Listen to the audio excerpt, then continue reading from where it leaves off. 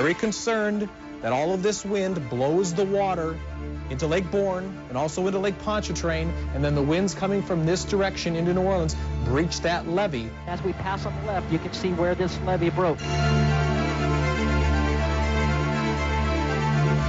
did stay up. You know, before we buffers out here to move these people.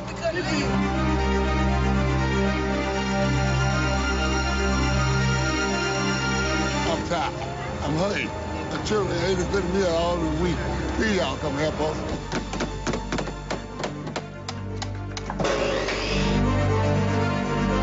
They know that it's been five long years, and people share stories with, trying to get back to their houses after 5 years, so that's a long time. I had to give the government the benefit of the doubt that the wall gonna hold.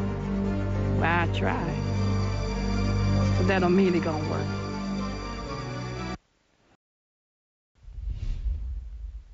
My child has, this is what he owns, a pair of shoes he's got on. That's it. He owns not a single piece of clothing. I don't know whose clothes I even have on.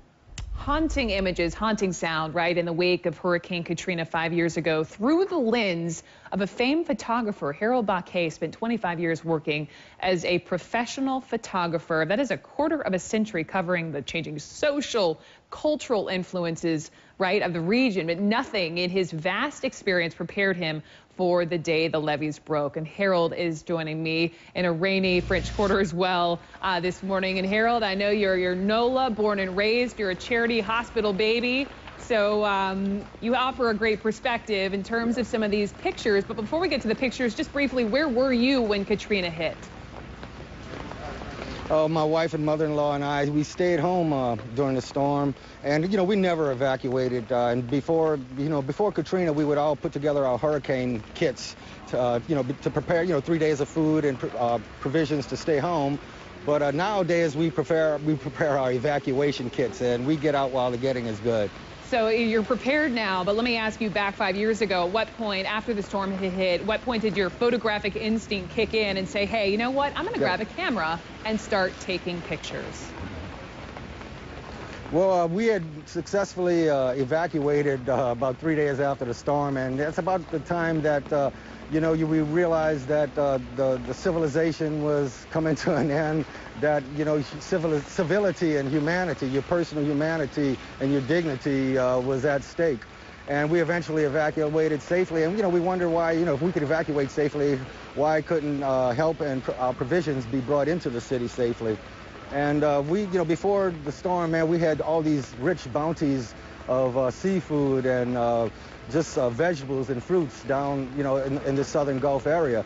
And, we could live off of the land here. During the Great Depression, my grandfather was always, my grandmother would complain that if we were living down in the country in Point LaHash with our cousins, that we could be eating every day and fish and fruit. Instead, he was in New Orleans trying to live as a carpenter and a musician. And Harold, let me jump in, because now, as you're explaining that, we're looking at some of these pictures. This is the aftermath of Hurricane Katrina. People standing around. I see people standing by a trailer. I know you don't have a monitor. You can't walk me through this literally photo by photo. But what do you remember about that time, and what pictures really resonated with you? Well, during the time, I could just tell you that it's very important that in a matter, in a situation of catastrophe, that you get home as soon as possible. You begin rebuilding as soon as possible. And here in New Orleans, yeah, that's what we did. The people with means were able to come down and, use whatever skills they had and whatever resources they had and rebuild, dig out. I could tell you, gut your house out as soon as you can and get that stuff out on the street. And get back home as soon as you can. And this city, we have spent time. Everyone in this city who survived this, we have spent time on that cross.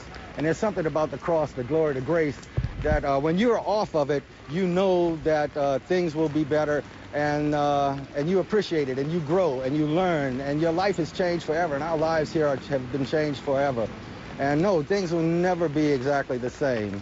You capture those memories. Some things are better.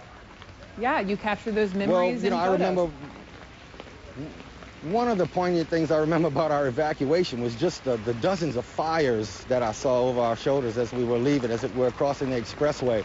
and just the countless tens of thousands of people up on the expressway. As I'm evacuating, I thought I heard my name. It seemed at the time like a Katrina hallucination. And my wife is saying, "What are you doing? We're on top of the expressway trying to get out of town. People are converging on the vehicle." And I said, "I thought I heard my name," and just all these helpless folks around that we weren't able to help. You just feel so guilty. I drove on. Months later, after the storm, during the holidays, when people were beginning to return back to the city, my nephew came to my house and said, "Unc, we saw you driving past us, man. I yelled out your name, and you stopped about 100 feet beyond us." And I didn't hear him. He said he had been on that bridge for 2 days and was just too tired to respond or wave or follow me. And I left my nephew on that bridge. Unbelievable pictures, and, unbelievable stories out of New Orleans. Yeah, thank you. Gracefully, he has moved to Houston, and he's doing a lot better. Thank goodness. I get so jealous when I go to big cities like Houston.